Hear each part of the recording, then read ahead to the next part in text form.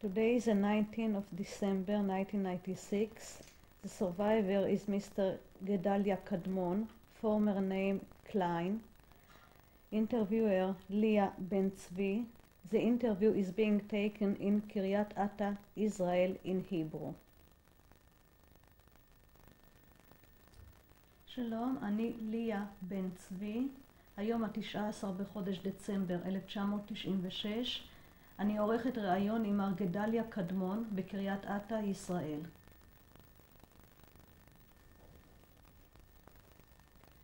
מר קדמון, צהריים טובים. שלום, צהריים טובים. אני מודה לך שהסכמת לתת לנו את העדות. תוכל להגיד לנו בבקשה את השם המלא שלך, כולל איות? בעברית? בעברית. גדליה קדמון, ג' ד' למד י' ה', ק' ד' מ' ו' נ'. זה היה השם שנולדת איתו? לא, בהונגריה שבה נולדתי היה לי שם בהונגרית בנוסף לשם העברי. והוא מה? והשם ההונגרי היה שם הפרטי רוברט, R-O-B-E-R-T, והשם המשפחה היה קליין, K-L-E-I-N. היו לך שמות נוספים חוץ מזה? לא, חוץ מזה לא. היו לך כינויי חיבה? כינוי חיבה רובי. מי קרא לך כך? רובי קראו לי במשפחה הקרובה. גם החברים? אני משער שכן. מתי נולדת? נולדתי ב-25/10/1938. היכן? בבודפסט, בהונגריה. כלומר, היום אתה בן? היום אני בן 58. עד 110. תודה. תוכל לספר לנו על המשפחה, על ההורים, אחים, אחיות אם היו? כן. אבי, זיכרונו לברכה, נולד ב-1908 בארץ ישראל בצפת.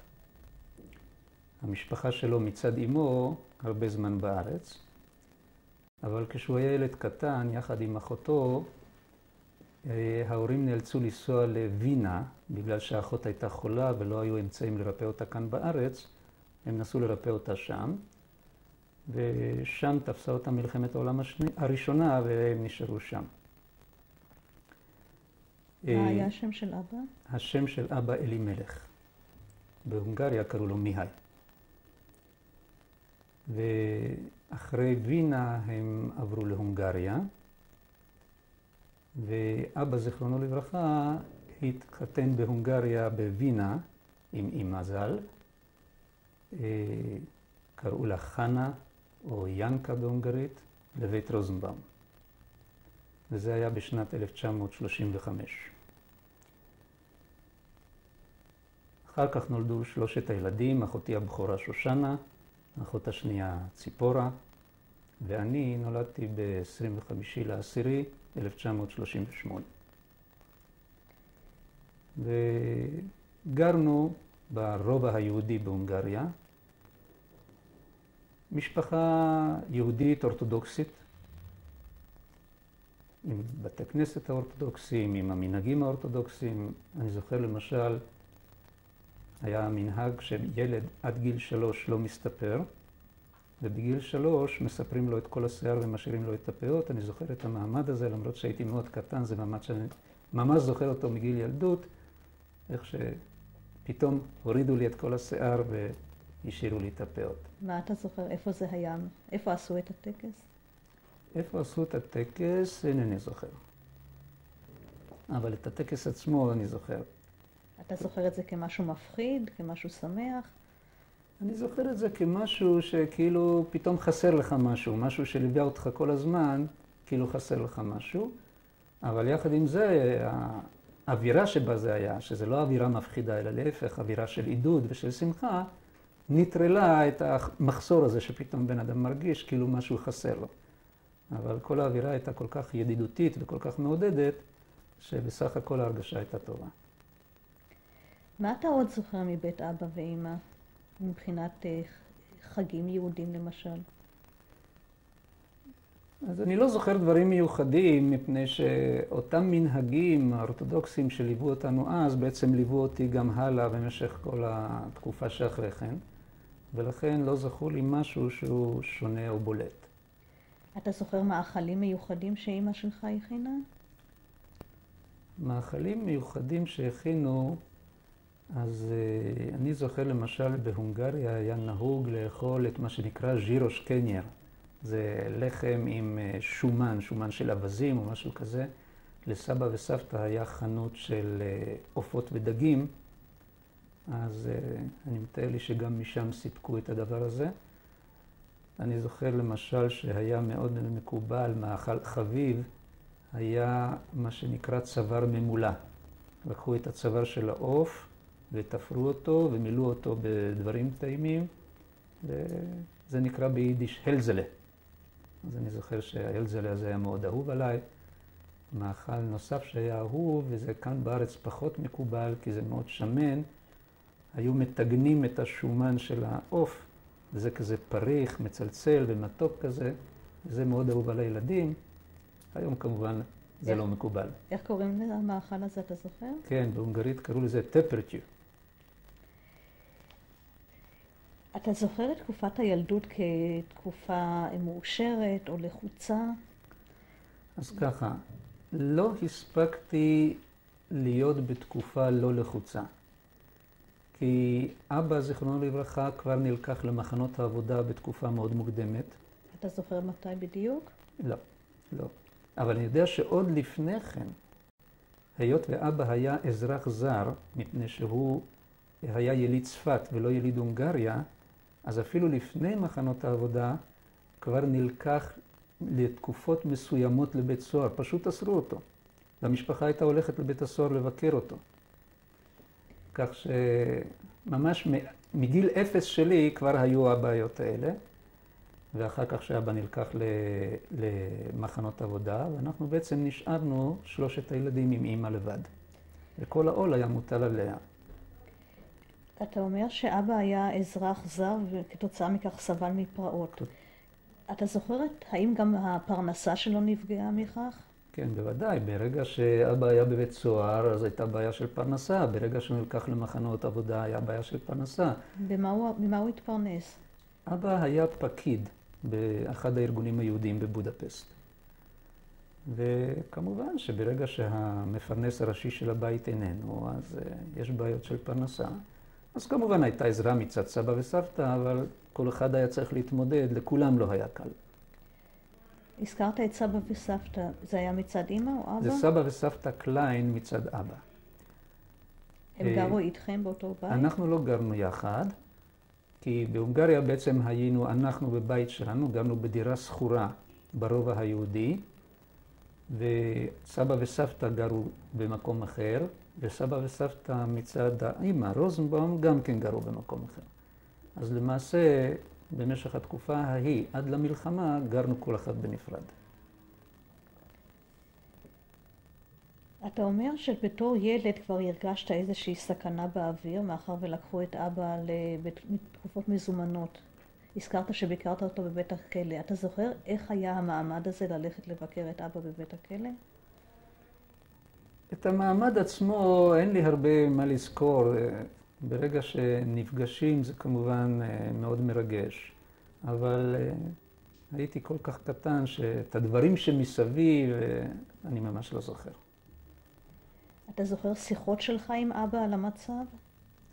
שיחות שלי איתו? לא. לא, אני לא זוכר שיחות שלי איתו, וצריך גם לזכור שבמשך כל תקופת הילדות שלי מעט מאוד הוא היה בבית, מעט מאוד ראינו אותו. דיברת עם מישהו אחר על המצב? מה, אז באותה תקופה? באותה תקופה. באותה תקופה היינו ילדים קטנים, אז שיחות נפש ודברים כאלה לא היו לנו. אבל כולנו הרגשנו באוויר את המתח. אתה יכול לפרט איך ילד כל כך צעיר מרגיש מתח באוויר? מה הוא מרגיש? הילד הצעיר רואה שלפני שיוצאים החוצה מהבית, מסתכלים החוצה אם לא עורבת סכנה. וברחוב הולכים צמודים ומחזיקים חזק בידיים. הילד לא יסתובב לבד ברחוב, מחשש של התנכלות של הגויים. אז ילד קטן גם כן מרגיש את זה. הוא לא משחק לו חופשי בחצר עם חברים, או חופשי ברחוב. אתה הרגשת שאתה שונה מילדים אחרים? היות וגרנו באזור יהודי, אז אני השוויתי את עצמי לילדים החברים, ולכולם הייתה אותה בעיה. אף פעם לא השוויתי את עצמי לילדי הגויים. לך אישית, למרות הגיל הקטן, היו התקלויות עם גויים? תראי, כששיחקנו בחצר זה היה מקום יהודי, אבל זה לא אומר שלא נכנסו לפעמים ילדי גויים והציקו לנו. אז באופן כללי, זה שהיו מדי פעם התנגשויות עם ילדי הגויים, זה אני כן זוכר, אבל דברים ספציפיים לא. כלומר, אני שואלת, האם אתה חושב שההתנגשויות האלה היו יותר מאשר ריב רגיל בין ילדים, וממש על רקע של התנכלויות בין גויים ליהודים, או כמו שאני אומרת, ריב רגיל בין ילדים? תראי, ברגע שאת משחקת בין ילדים ואת רואה מהצד השני כל הזמן בוז ולעג, אז את מרגישה שזה לא אותו משחק שיש לך עם ילדי היהודים, שמהם את לא הרגשת את היחס הזה. אתה זוכר מה חשבת על כך בתור ילד? לא. זה נראה לך מצב שיש לו פתרון? אני לא חושב שהייתי בגיל כזה שיכולתי לחשוב על פתרונות, אבל הרגשתי מצוקה. ואיך המצב התפתח הלאה? אז היינו שם בבית שלנו, עד לרגע שבו בעצם התחילו לאסוף את היהודים לגטאות. וזה היה בערך ביולי-אוגוסט שנת 1944. וכשאספו את היהודים לגטאות, אז היה בהונגריה, בבודפשט ואולי גם במקומות אחרים, היה מושג של בתים מוגנים. בית מוגן או בהונגרית ודת הז. וזה היה בחסות הקונסוליה השוויצרית או הקונסוליה השוודית, שכידוע הם היו נייטרליות במלחמה, והם פרסו את חסותם על מספר בתים כאלה, ואספו לתוכם יהודים, והם נחשבו מוגנים מפני התנכלויות. ואז כשהתחילו לאסוף את היהודים לתוך הגטאות, אז אנחנו, אמא ושלושת הילדים, יחד עם סבא וסבתא קליין מצד האבא, נאספנו לתוך בית מוגן כזה. ובעצם את התקופה הראשונה שאחרים כבר בילו בגטאות, אנחנו עדיין בילינו בבתים המוגנים, בבית המוגן הזה. יש לך מושג מדוע זכיתם במרכאות להיות בבית המוגן ולא להישלח עם יהודים אחרים?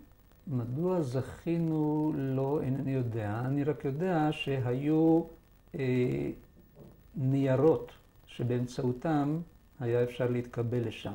עכשיו, איך בדיוק השיגו את הניירות האלה, אינני יודע. יכול להיות שהיו הרבה זכויות לסבא, זיכרונו לברכה, שהוא הרבה לאחסן אצלו בבית פליטים יהודיים ממקומות אחרים.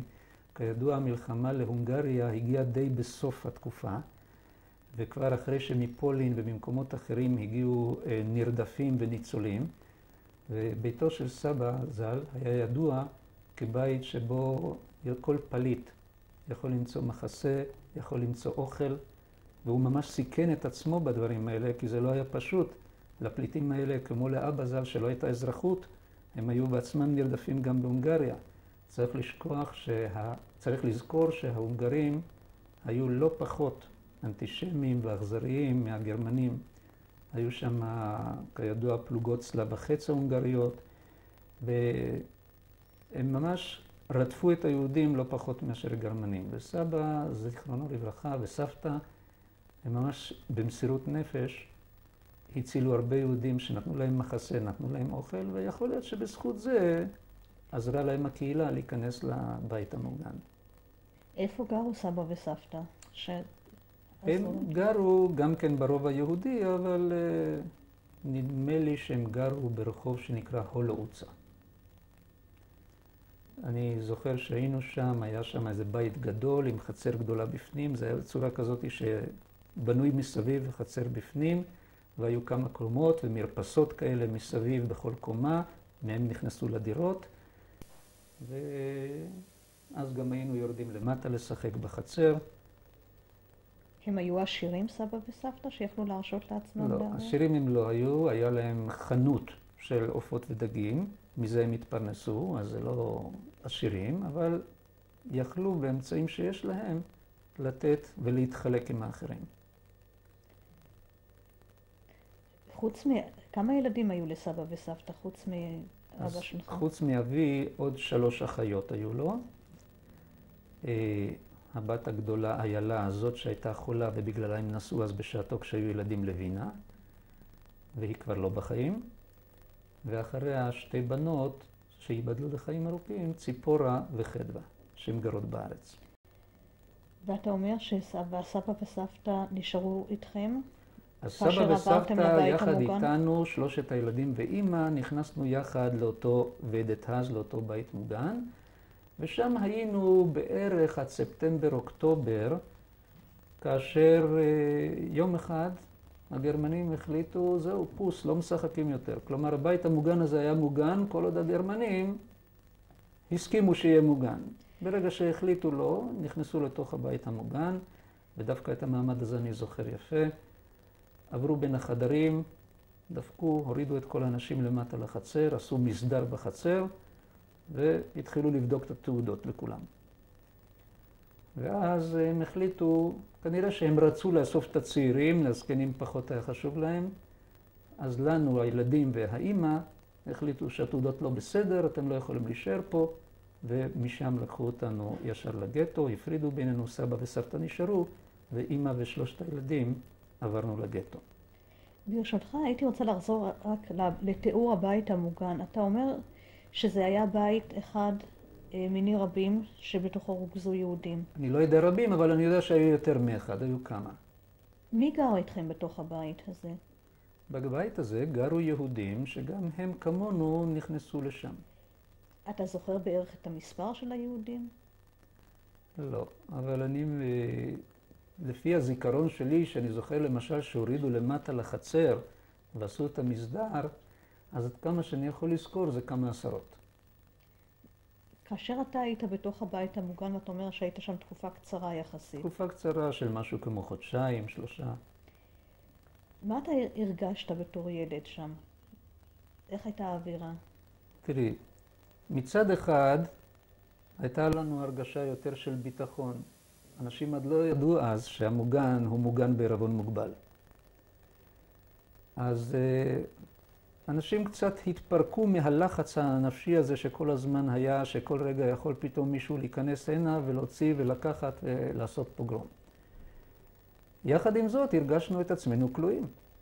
כשאת נמצאת בבית מוגן ואת חושבת שהוא מוגן, אז את מבינה שבחוץ זה לא מוגן. ולכן את צריכה להישמר ולהיזהר לא לצאת החוצה, והרגשנו את עצמנו כמו בכלא. ואיך אתה העברת את הזמן בתור ילד צעיר שרוצה להשתולל? מה עשית כל היום בתוך הבית? אז הייתה שם חצר,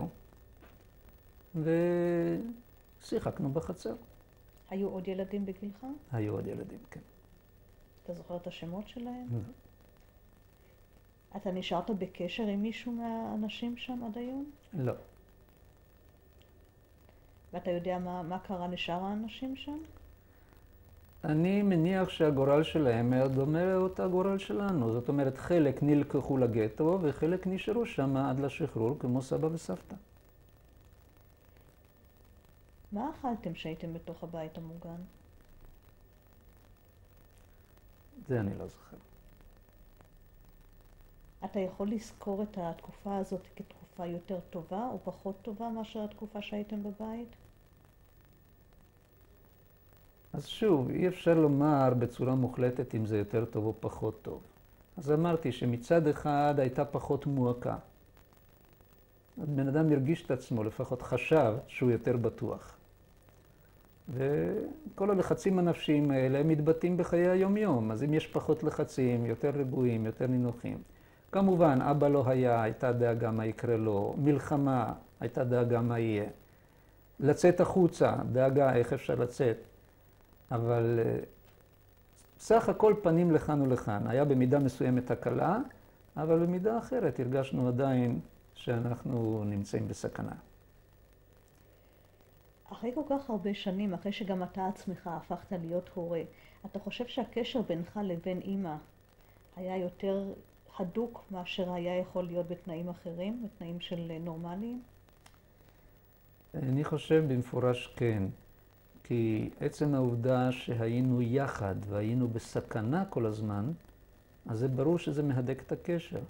אני מרגיש שאמא כל הזמן שומרת עליי, שאלמלא השמירה שלה, המצב הרבה יותר חמור. אז ברור שזה יוצר קשר הרבה יותר חזק. ומה לגבי הקשר שלך עם האחיות? גם הקשר שלי עם האחיות הוא קשר חזק.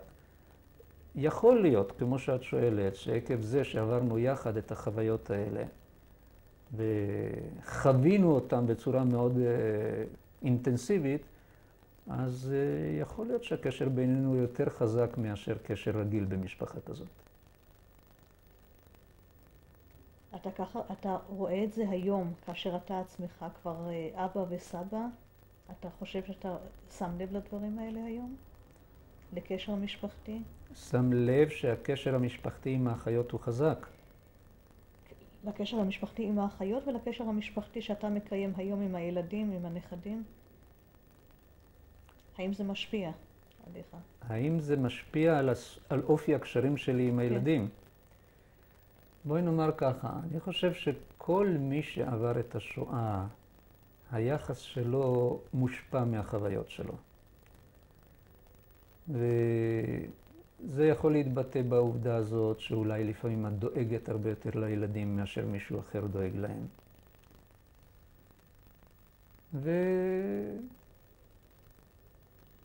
אני לא יודע אם אפשר למדוד את האהבה, את הקשר לילדים, אבל נראה לי שזה משפיע דווקא בכיוון של הידוק הקשר. ואז אתה אומר שעברתם לגטו, מהבית המוגן. כן, אז הם עשו את הסלקציה, החליטו שאנחנו לא בסדר עם הניירות, אמא ואנחנו עברנו לגטו, סבא וסבתא נשארו. בגטו לא היינו הרבה זמן עד שהייתה הסלקציה הבאה, זה ימים בודדים בלבד. שוב באו הגרמנים ושוב עשו סלקציה. הסלקציה הזאת אספו, אני לא יודע לפי איזה קריטריונים, אבל אמא ואנחנו הילדים היינו בפנים. כלומר, ללכת. ואז כבר הכל היה מוכן ללכת. אתה ידעת לאן הולכים? לא, שום מושג. לא, אני לא מניח שלמישהו היה מושג. אתה זוכר את הסלקציה הזאת? איך היא נעשתה? היא נעשתה בברוטליות. אתה יכול לפרט יותר? זאת אומרת, זה נעשה בדחיפות, זה נעשה בצעקות, זה נעשה בצורה מבהילה. באיזה שפה צעקו עליכם? צעקו... שפה, אני לא בטוח שאני זוכר את השפה. לא, לא זוכר. אתה זוכר את האנשים שעשו את זה? מה הם לבשו? אני יודע שהם היו במדים של חיילים. איזה חיילים? הם כנראה היו חיילים גרמניים. אני לא בטוח שאז ידעתי להבחין בין גרמני להונגרי, אבל אני מניח שהם היו גרמנים. אתה אומר שזה נעשה בברוטליות, במכות. בדחיפות, בגערות, ולא סתם גערות, בצרחות כאלה שנועדו על מנת להפחיד. אתה פחדת? מאוד. איך הגבת? אתה זוכר? הגבנו בזה שנצמדנו אל אמא. נצמדנו, רעדנו. אתה זוכר מה חשבת? חשבתי שאותן סכנות שכל הזמן פחדנו מהן הגיעו. ומה יהיה ואיך זה ייראה, לא ידעתי לתאר איך זה ייראה, אבל היה ברור לי שיש פה סכנה גדולה. וכמה זמן נמשך כל האקט הזה של הסלקציה? אתה יכול להעריך? אני לא יודע להעריך, אבל זה בטח נמשך שעות. היה שם המון גדול, ותמיד העמידו והחליפו והזיזו וצעקו ודחפו. איפה זה נעשה? בחצר, בבית, בחוץ? איפה המעמד הזה? זה לא היה בחצר אחת, כי אספו ממקומות רבים וריכזו באיזשהו רחוב. ואז מה קרה? ואז כבר עמדנו יחד עם אמא לצאת לדרך הלא ידועה לאן, ואז ברגע האחרון יהודים לקחו אותנו, את הילדים, את 3 הילדים, ובצורה כזאת הם רצו להציל אותנו כדי שאנחנו לא נצא גם כן לדרך. זאת אומרת, את אמא הם כנראה לא יכלו לקחת ולהציל, ואת הילדים הם יכלו, אז איכשהו, ועד כמה שאני מבין, לאמא זה היה די קשה להיפרד מזה, אבל בסוף כנראה שהחליטה שזאת טובת הילדים, והייתה מוכנה שיקחו אותנו ממנה. ובאותו רגע אנחנו בעצם נשארנו בגטו, והיא יחד עם כל המגורשים האחרים יצאו לדרך הבלתי נודעת. אתה יודע להעריך בערך את התאריך של אותו מעמד? אז שוב, היות ואנחנו היינו בבית המוגן בערך 1-3 חודשים, אז היה אמור להיות בערך בספטמבר-אוקטובר שהגענו לגטו, ואמרתי שזה היה ימים בודדים עד שהייתה הסלקציה הנוספת הזאת שבה לקחו את אמא. אתה אומר שיהודים לקחו אתכם, משכו אתכם כמעט מהידיים של אמא. את זה אתה ידעת באותו רגע או רק בדיעבד אחרי כמה זמן? ידעתי את מה? שזה יהודים שמשכו אותך מאמא. תראי, הרי אנחנו פחות או יותר היה אפשר להבחין מי יהודי ומי גוי. בגטו גם לא הסתובבו הרבה גויים, מלבד אלה שנכנסו בשביל הסלקציות האלה. ופחות או יותר לפי הלבוש, לפי ההתנהגות, לפי הדיבור, הייתה לנו הרגשה שאלה ידידים ולא אויבים. כלומר, לא שפחדנו ללכת איתם, היינו מאוד נרתעים מלעזוב את אמא, אבל איכשהו, כנראה בתת מודע, הבנו שזה לא לרעתנו אלא לטובתנו. אותם יהודים שמשכו אתכם, אתה הכרת אותם קודם? לא. לא ידעת מי הם? לא. אתה זוכר מה הם אמרו לכם? לא. מה הם אמרו לנו? לא. אבל הרגשנו את החמימות שמקרינה אקט חיובי ולא אקט שלילי. אז אני חושב שזה המקסימום שיכולנו להרגיש. מה אתה חושב, איך הם יכלו להרשות לעצמם אותם יהודים להפריד בינך לבין האמא?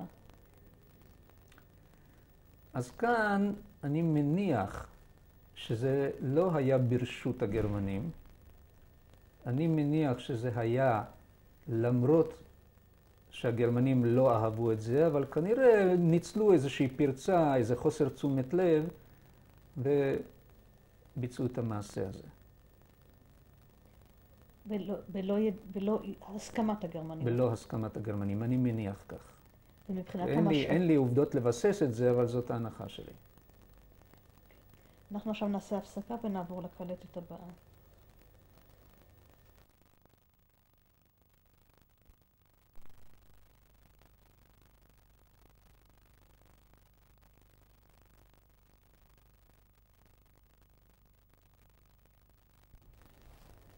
גדליה קדמון, קלטת מספר 2.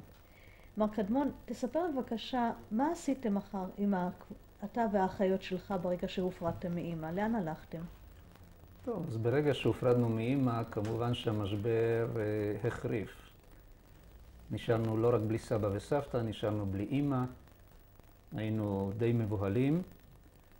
אספו אותנו לתוך איזשהו בית, שבתוך הבית הזה היו גם ילדים שנשארו בלי הורים, ואולי גם אחרים שמשום מה לא יכלו להסתדר. ילדים או מבוגרים? היו בעיקר ילדים, אבל אני חושב שהיו שם גם מבוגרים. כן, אני זוכר מבוגרים, אבל אני לא זוכר אם זה מהצוות או מהאנשים שם. אתה יכול להעריך בערך כמה היו שם בקבוצה? כמה היו בבית הזה? זה יותר קשה לי מפני שלא היינו בחדר אחד, היו שם כמה חדרים, אז קשה לי לדעת כמה היו בתוך הבית. אבל אני מניח שהיו שם עשרות רבות. אז שם באמת בילינו בבית הזה, כל זמן שעוד היה אפשר לשהות מעל פני הקרקע.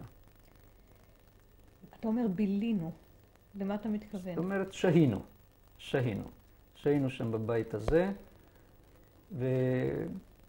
אותם יהודים שדאגו לנו שם, דאגו עד כמה שאפשר למחסורנו, כי היינו חסרי ישע, ילדים קטנים, לא היה אימא, לא היו הורים. אתה אומר היהודים שדאגו לנו, מי הם היו בעיקר? גברים, נשים, כמה? גם וגם, גם וגם.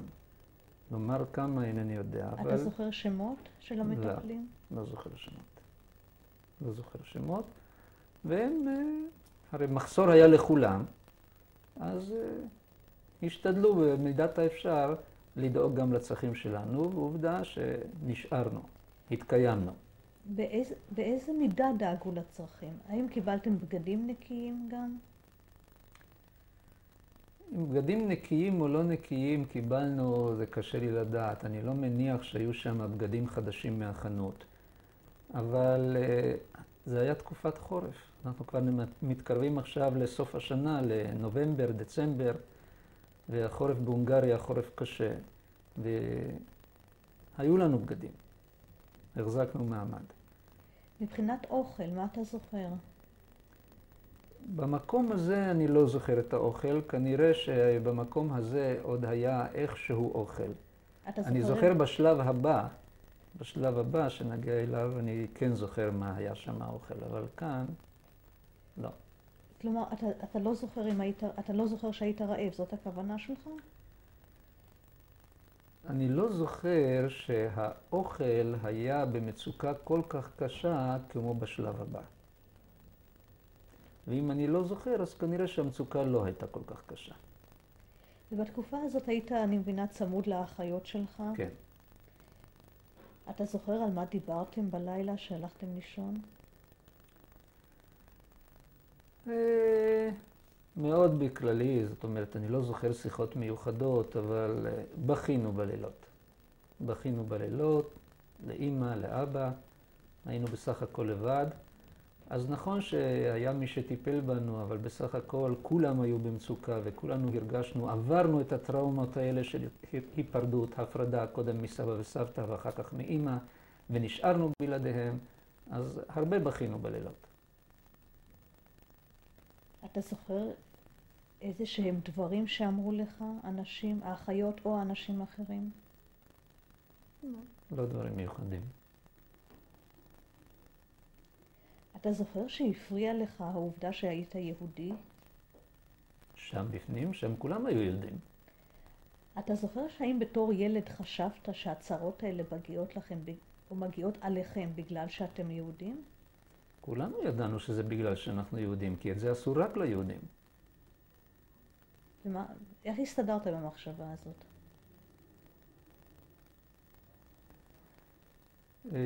מה זה נקרא להסתדר? האם היו לי מחשבות שאני יכול להחליף את הורי? לא, לא היו לי מחשבות כאלה.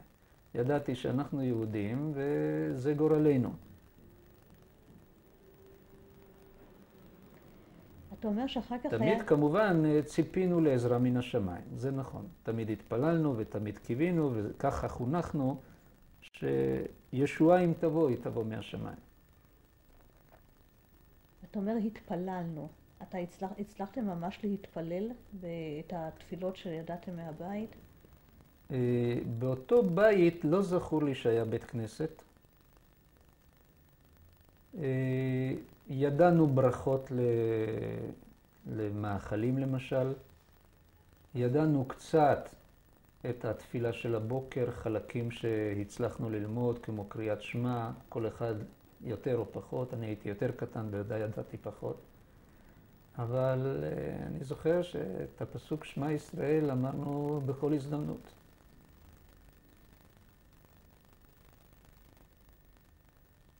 ואז אתה אומר שנעשה יותר קשה.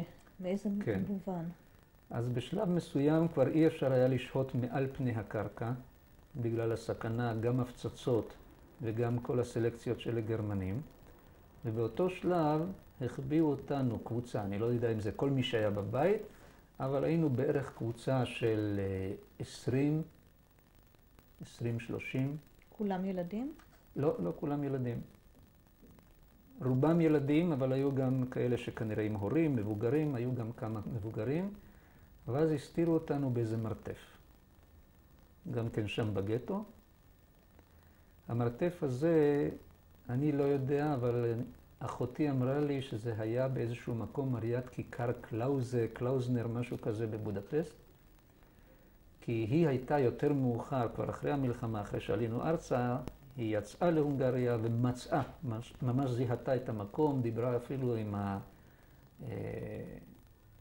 לא עם בית, איזה שוערת או משהו כזה שם בבית, ושאלה אותה, נכון שפה היו יהודים שהסתתרו במרתף וכולי, והיא אישרה לה ואמרה כן.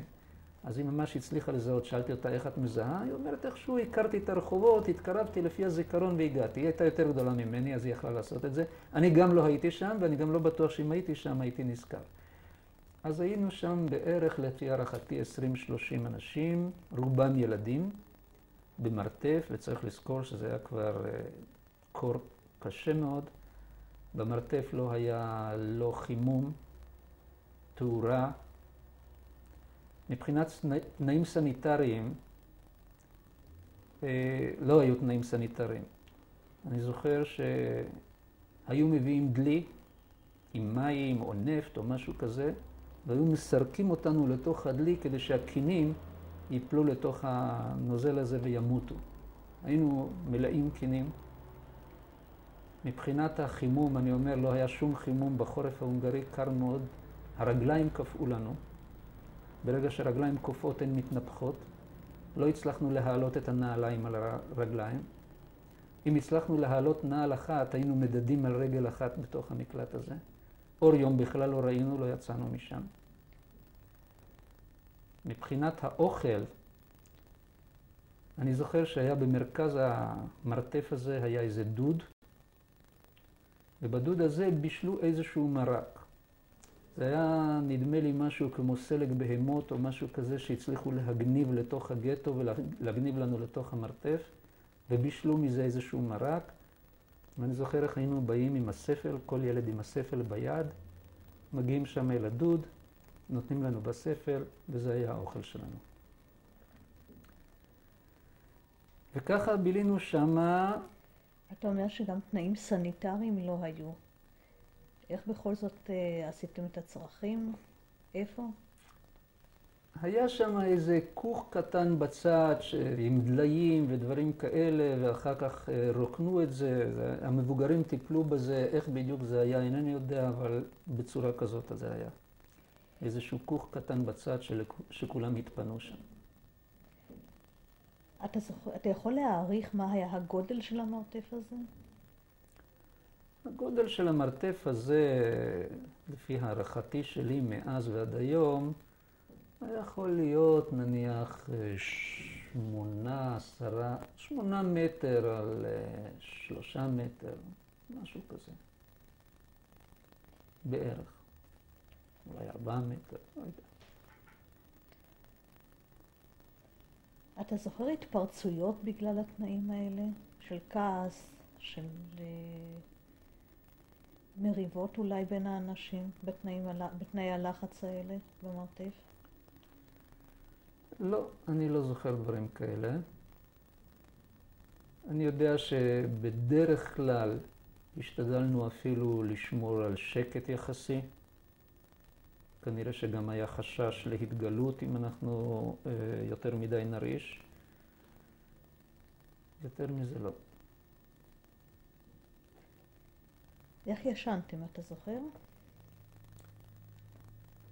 איך ישנו אני לא זוכר, אבל אני בערך, אם את שואלת, אני מנסה להיזכר, אני חושב שהיו איזה שהם סמרטוטים על הרצפה שעליהם שכבנו.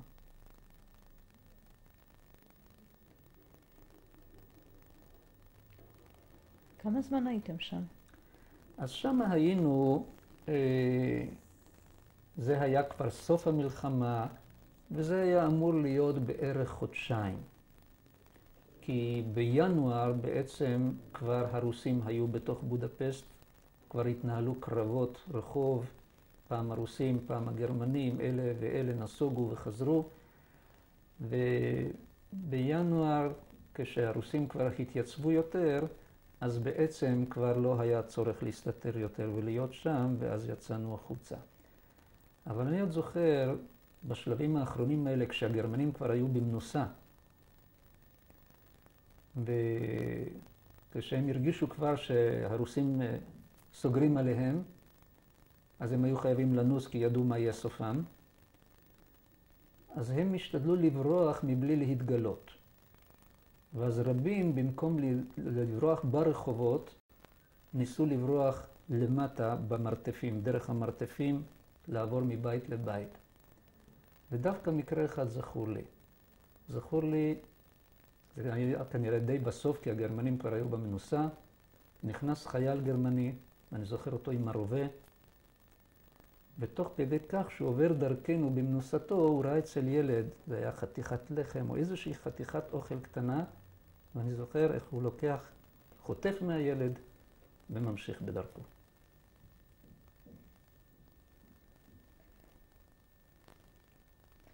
אתה זוכר את התגובה שלך למראה הזה? תראי, ברגע שראינו חייל גרמני, כולנו הצטמררנו וכולנו הצטמקנו בפינה שלנו, מפני שבאותה מידה שהוא רק חטף את הלחם, הוא היה יכול לראות צרור ולחסל אותנו. אז כולנו ידענו מה המשמעות של חייל גרמני מנשק שנמצא לידינו. אז אני יודע שהצטמררנו. ולאן הוא ברח, החייל הגרמני? לאן הוא ברח? הוא המשיך במנוסה שלו, ככה מתחת לפני האדמה. אתה אומר, אם כך שהמרתפים היו קשורים ביניהם? כנראה שהיו יותר מכניסה אחת בכל מרתף, והיה אפשר מתחת לפני האדמה, דרך תעלות ביוב, דרך כל מיני דברים כאלה. כל המרתף הזה, מה זה היה? זה לא היה מרתף רגיל של בית שבו זה משמש כמחסן, זה היה כנראה גם כן חלק ממערכת הביוב או משהו כזה, איזה כוך נפרד, איזה משהו כזה. וניצלו את המעברים התת-קרקעיים האלה למנוסה שלהם. אתה זוכר עוד איזה אפיזודות דומות לאלה? לא, זאת אפיזודה שנחרטה בזיכרוני ואני לא שוכח אותה. אתה זוכר מה הוא לבש, אותו חייל? לא, אני זוכר שזה היה במדים ואני זוכר את הנשק. וחוץ מאותה חטיפת לחם הוא לא עשה לכם שום דבר אחר? לא, לא. הוא אפילו ניסה ככה להיות כאילו נחמד אלינו ולתת לנו איזשהו חיוך או משהו כזה, הוא היה כבר במנוסה. אולי הוא הרגיש את הנקיפות מצפון שהוא לוקח את פירור הלחם האחרון מהילד. אני זוכר שהוא עשה לנו איזה מין, כאילו, רצה ליצור רושם טוב. איך הוא עשה את זה? הוא חייך אלינו. אני לא יודע כמה החיוך הזה היה מעושה, אבל הוא רצה להראות כאילו שהוא טוב. והאפיזודה הזאת, הייתם מודעים לזה שהיא מסמלת למעשה את תחילת הסוף?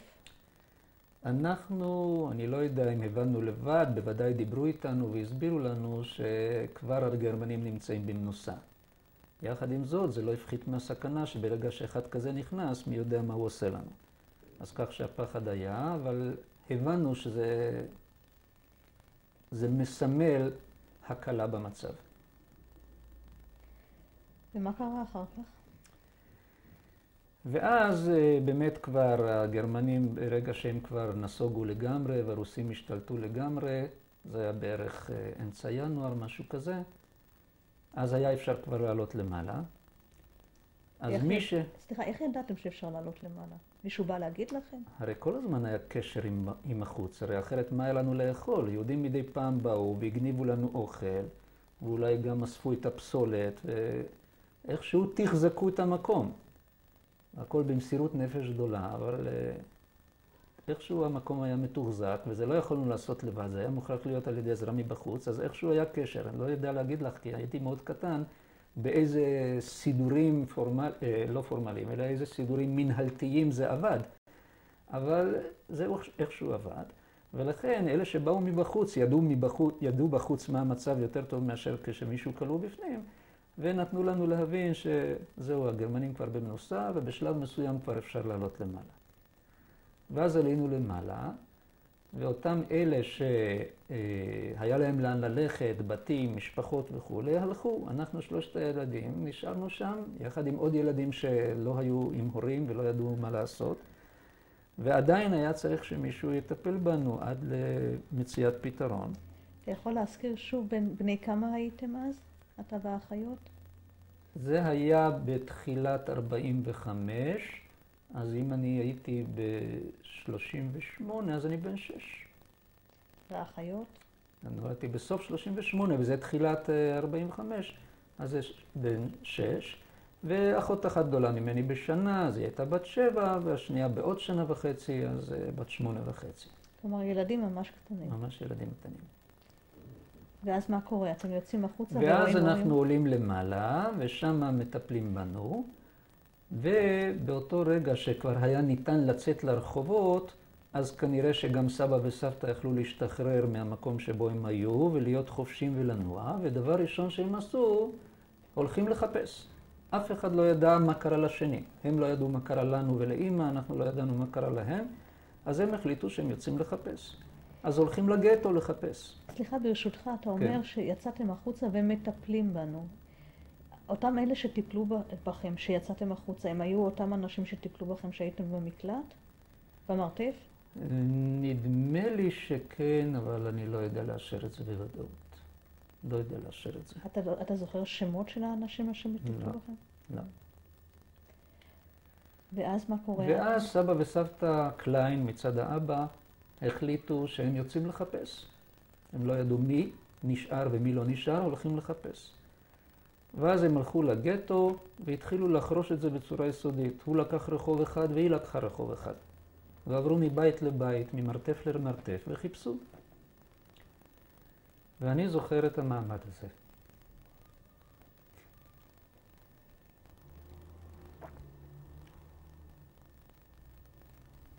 זה היה ערב. לא רואים חושך. ופתאום נכנס בן אדם, דמות בחשיכה. הוא לא הבחין את מי הוא רואה בפנים, אנחנו לא הבחנו את מי אנחנו רואים. והוא רצה לדעת, אז הוא לא היה לו אמצעים להעיר אותנו, להעיר באלף, לראות אותנו, אז הוא החליט שהוא מאיר את עצמו.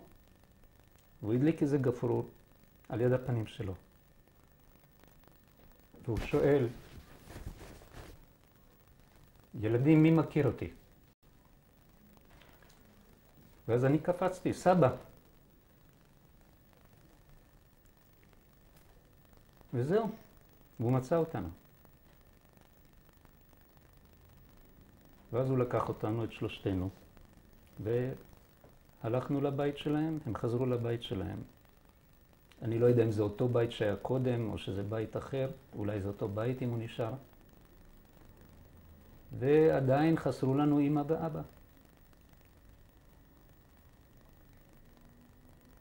וככה חיכינו לדעת מה קורה איתם, לאף אחד לא היה מושג. עד שבחודש יולי הגיע מכתב משוודיה. סליחה ברשותך, לפני שתתאר את המכתב משוודיה, הייתי רוצה לדעת, עד אותו יולי חזרתם לבית של סבא וסבתא. כן. אתה אומר שזה אותם סבא וסבתא שהצילו הרבה פליטים בתקופה קודמת. גם אז בתקופה הזאת הבית היה מלא אנשים, פליטים, בתקופה ההיא שאחרי השחרור עד עוד יולי? בתקופה שאחרי השחרור לא זכור לי. אני לא יודע בכלל אם הבית היה במצב שהיה אפשר לאחסן בו אנשים, אם היו לאנשים בכלל אמצעים לאכול לעצמם ולהאכיל לאחרים. לא, על התקופה הזאת אינני זוכר אם היו שם אנשים אחרים. מה אתה זוכר מהבית של סבא וסבתא בתקופה הזאת? האם הוא היה אותו דבר כמו שאתה זוכר אותו לפני המלחמה?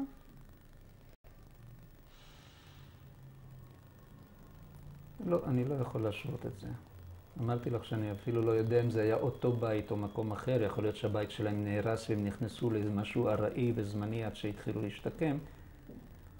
כי בסך הכל לא נשארנו הרבה, ב-46 כבר עלינו ארצה. אבל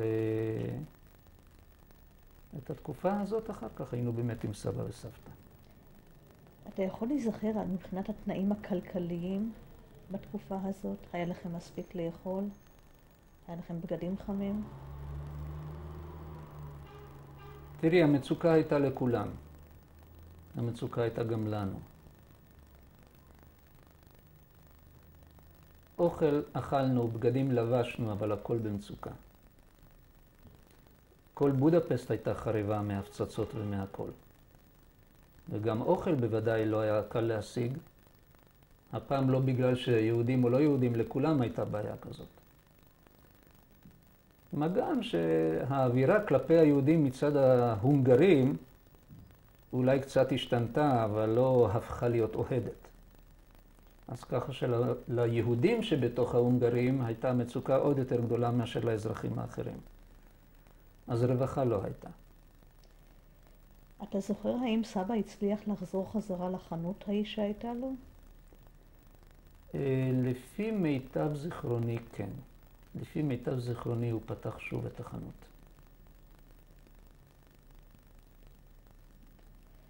ואתה אומר שאז ביולי הגיע מכתב משוודיה. כן. מה היה כתוב במכתב הזה? אז במכתב משוודיה זה היה מכתב מהקהילה היהודית בשוודיה, והם בישרו לנו שאמא זיכרונה לברכה נפטרה אצלם בשוודיה. מסתבר שבסוף המלחמה אמא זיכרונה לברכה עוד הייתה בחיים. איפה היא התגלגלה, באיזה מחנות ואיפה, אנחנו לא יודעים. אנחנו רק יודעים שהיא עדיין הייתה בחיים. ואז, כשכבר היה אפשרי, אחרי שנגמרה המלחמה בכל המקומות, אני לא יודע איפה מצאו אותה, אבל באיזשהו מקום מצאו אותה. היא עוד הייתה בחיים, אבל הייתה באפיסת כוחות. אנחנו יודעים בהרבה מחנות שכששחררו אותם היו רבים שהיו כבר באפיסת כוחות. כנראה שזה היה המקרה שלה. ואז עשו מבצע של יהודי שוודיה, כי בהונגריה לא היה אמצעים לרפא, הכל היה הרוס, ואני בכלל לא בטוח שהייתה אז בהונגריה, אני לא יודע מאיפה לקחו אותה.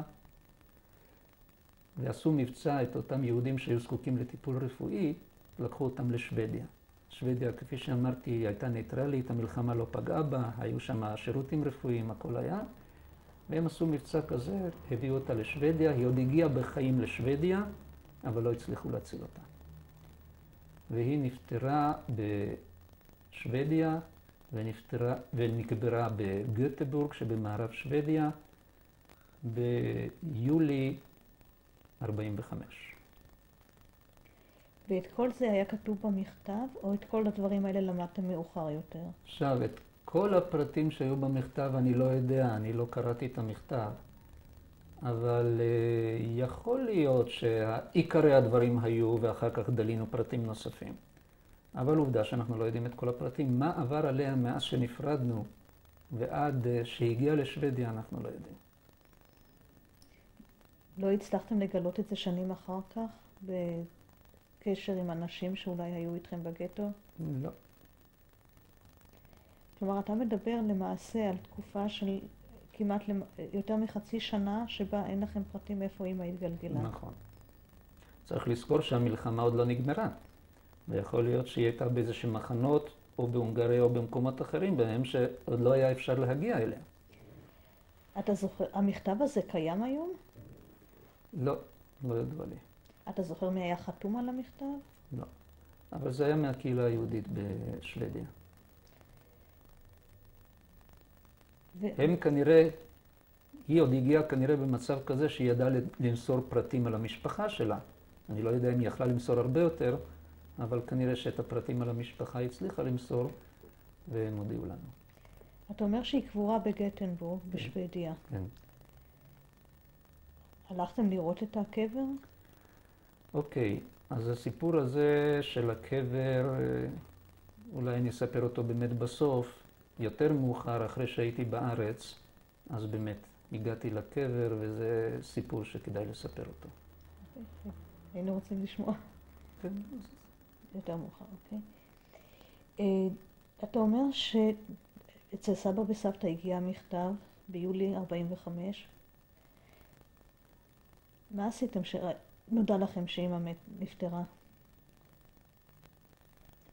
מה עושה יהודי כאשר נודע לו על קרוב שנפטר? יושב שבעה. ישבתם שבעה באותו רגע? כן. אתה זוכר את זה? אני לא יודע להגיד לך מה בדיוק אני זוכר מזה, אז אני רק יודע דבר אחד, שהבשורה הזאת גרמה לנו להלם, המומים. נכון שקשה היה לצפות להרבה, אבל ברגע שמגיעה הבשורה, בכל זאת המומים. ואתה זוכר שאתה והאחיות ישבו שבעה. אני זוכר את זה בצורה מעומעמת, אבל נדמה לי. הייתי אומר שנדמה לי. לא בביטחון מלא, אבל זה גם סביר, אז לכן כנראה שזה נכון. ובינתיים מה קורה לאבא? אבא הגיע מהמחנות כבר אחרי כן. הוא גם לא ידע שום דבר מה קורה עם כולם. הוא הגיע, הוא כבר שמע את הבשורה אצלנו. מתי הוא חזר? הוא חזר בערך באותה תקופה. גם חזר לבית של סבא וסבתא? כן, זאת אומרת כן, להורים שלו? כן. וכאשר קיבלתם את אותו מכתב, הוא היה איתכם בבית? לא, הוא הגיע אחרי כן. הוא הגיע אחרי כן. אתה יכול להיזכר ברגע שהוא חזר? לא. מה אתה זוכר מהתקופה הזאת שאבא חזר? אתה זוכר שיום אחד פתאום ראית אותו בבית? תראי, אני זוכר את הפגישה. זאת אומרת, אני זוכר איך שאנחנו התחבקנו ובכינו. אבל אני לא זוכר באיזה מעמד סיפרו לו ואמרו לו את הבשורה. כלומר, אתה זוכר שהתחבקת ובכית עם אבא? כן, בכיתם כן, עם אבא? כן. אבא סיפר לכם חוויות ממחנות העבודה? אבא, זיכרונו לברכה, לא הרבה בדברים. אז לא שמענו ממנו הרבה חוויות, אבל אם אני מנסה לדלות קצת חוויות ממה שבכל זאת קלטנו פה ושם, אז דבר אחד למשל אני זוכר. הוא סיפר שבשלב מסוים הם אכלו בשר סוסים. לא היה אוכל. ובמצב שאין אוכל, היו שם, לא יודע איך הגיע אליהם בשר סוסים, הם אכלו את זה. זה אחד הדברים שאני זוכר משם. וזה נראה לך מעשה נורא? תראי, זה מעשה נורא בתנאים רגילים, אבל בתנאים שבו בן אדם זה האוכל שיש לו, וזה מציל את החיים שלו, אז אין שום מניעה לעשות את זה. אתה הבנת אותו בתור ילד קטן? בתור ילד קטן, מה זה נקרא הבנתי? האם הייתה לי התנגדות למעשה הזה? לא, האם קיבלת את המעשה הזה? אני חושב שלא זכור לי שהייתה לי התנגדות, ולכן אני מניח שהסבירו לי את הרקע. אנחנו עכשיו נעשה הפסקה ונעבור לקלטת הבאה. כן.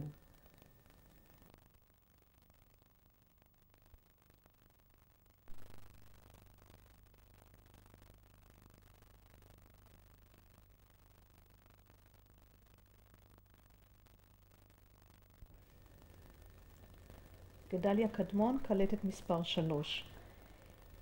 אתה אומר שהאבא הגיע ונפגשתם מחדש. האם החיים שלכם עכשיו השתנו? השתנו לעומת לפני שהוא הגיע? כן. תראי, ילדים שמרגישים שיש להם אבא, מרגישים בכל זאת יותר ממה שהרגישו בלי אבא ובלי אמא בכלל. אז לא שהיה חסר לנו חום מהסבא וסבתא, זה לא היה חסר. אבל אבא זה אבא. מה הוא סיפר לכם על המחנות מעבר לסיפור שסיפרת לנו קודם, על האילוצים שלו לאכול בשר סוסים? אז זהו, אז אני אומר, הרבה הוא לא היה נוהג לספר. אם הוא היה מספר הרבה, אז גם אני הייתי עוד יכול לספר הרבה. אבל הוא סיפר על הקור שהיה שם, קר מאוד, כנראה שלא היה להם מספיק ביגוד טוב. על האוכל שלא היה להם כמו שצריך, לא כמו שצריך, אבל שרעבו עד כדי כך שהוא היה נאלץ לאכול בשר איסור.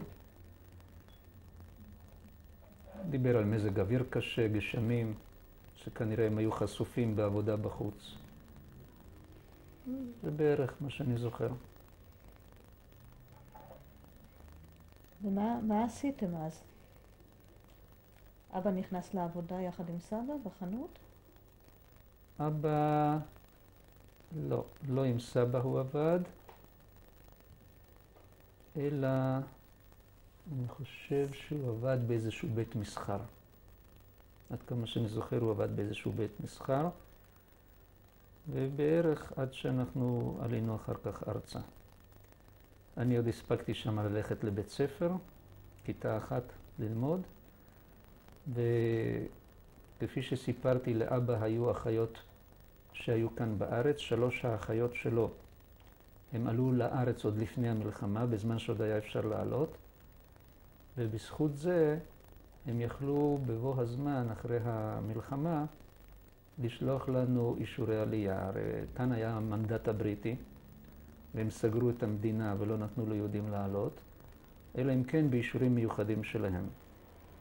עכשיו, אלה שהיו כאן בארץ והיו להם קרובים בחוץ לארץ, היה יותר קל להשיג להם אישורי כניסה לארץ, והם הצליחו להשיג את האישורים האלה שנקראו הסרטיפיקטים, והשיגו לנו לכל המשפחה את הסרטיפיקטים, וכך שב-46 עלינו כולנו ארצה. כולנו פירושו? כולנו האבא, 3 הילדים, עם סבא וסבתא קליין שאיתם גרנו כל הזמן. מה קרה בינתיים לסבא וסבתא האחרים שלך מצד אמא, אתה יודע? סבא וסבתא האחרים מצד אמא, משפחת רוזנבאום, הם אחרי המלחמה עברו לאנגליה. אז ככה שכמעט ולא היה לנו איתם קשר. והם שרדו את המלחמה בבודפשט? הם שרדו את המלחמה. לאמא, זיכרונה לברכה, היו עוד אחיות ואח אחד.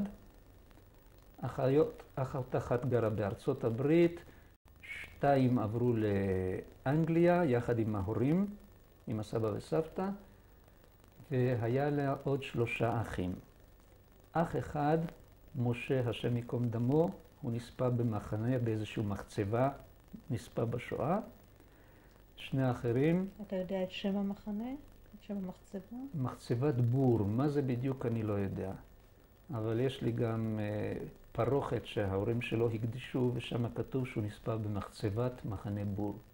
אז אני לא יודע בדיוק איפה זה. ו2 האחים האחרים גם כן הגיעו לאנגליה. אחד מהם אחר כך עלה לארץ, והוא היה חי פה, והוא נפטר לפני איזה 2. כלומר, למעשה, אתה והאחיות הייתם בקשר הרבה יותר הדוק עם סבא וסבתא מצד אבא. מצד האבא, כן. ועד הרגע של העלייה, עד 46, נשארתם לגור באותו בית בבודפשט? כן. אתה אומר שהלכת לבית ספר? ושם אפילו הלכתי, יש לי תעודה של כיתה שנייה של בית הספר היסודי, ועל התעודה הזאת יש אומנם הסמל ההונגרי, אבל מצאתי שם גם חותמת של הקהילה היהודית. כנראה שזה היה איכשהו בית ספר משותף עם הקהילה היהודית. אתה יכול להגדיר שחיית חיים נורמליים בתקופה הזאת? הלכת לבית ספר, גרת בבית? במובן מסוים זה נקרא כבר נורמלי לעומת כל מה שהיינו שם.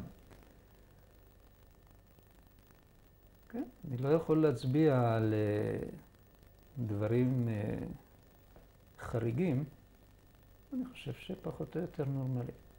הייתה לך בתקופה הזאת עדיין הרגשה של מחסור או של מצוקה או של מתח? תראי, הנושא של המתח לא עזב אותי אז, ובעצם לא עוזב אותי עד היום. כל השנים מאז ועד היום, אחת התופעות שמופיעות לעתים מאוד קרובות זה סיוטים בשינה. הרבה פעמים אני עד היום מתעורר בתוך חלום של רדיפה, שאני נרדף. פעם זה בצורה זו, פעם זה בצורה אחרת, אבל הרבה פעמים אני נבהל ומתעורר מתוך שינה ממצבים מאוד קריטיים ששנייה לפני הסוף.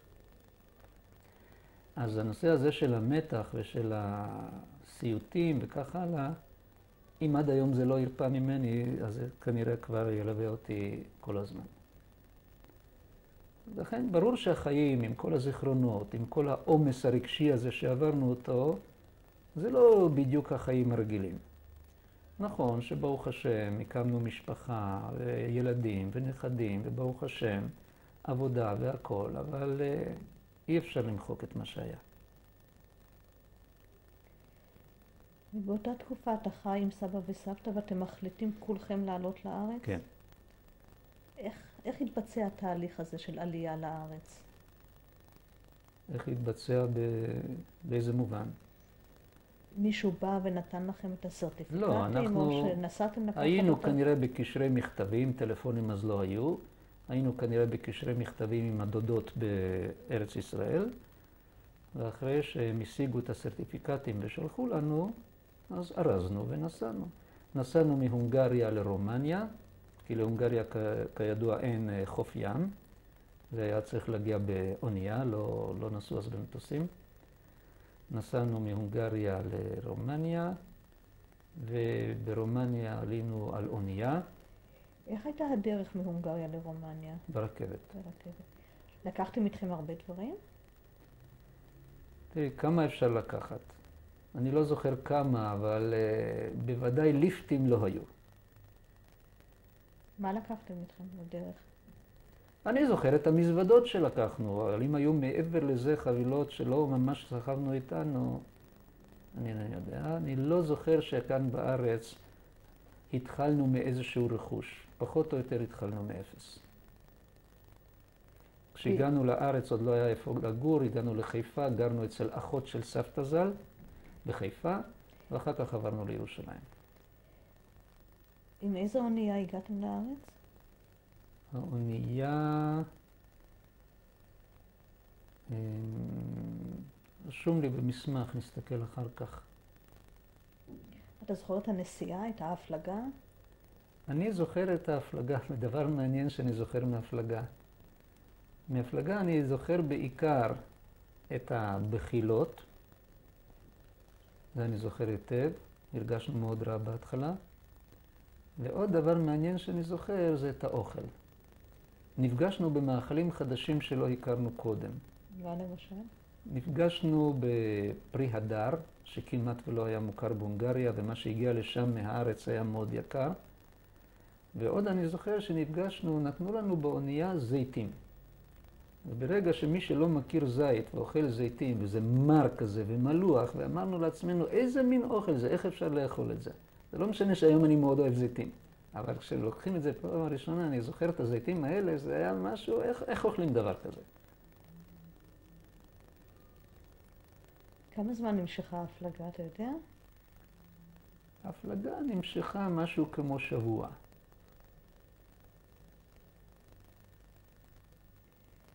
אתה זוכר את התחושה שחשבת עליה בזמן בדרך? אני לא זוכר את התחושה בדרך, אבל בגדול הרגשנו ממש, זה משהו שכל כך מצפים לו, שיפתח בפנינו עולם חדש. כלומר, אתה מגדיר את זה כמשהו עם הרבה תקוות? משהו עם הרבה תקוות, כן. אתה זוכר איזה שיחות, אולי בתור ילד לא היו לך שיחות, אבל דיבורים שהיו לך עם אבא או עם סבא וסבתא, על העתיד, על מה מחכה לך? לא. או על העבר מצד שני? לא. כפי שאמרתי לך, אבא לא הרבה לדבר על העבר. את הנושא של אמא כמעט לא הזכרנו.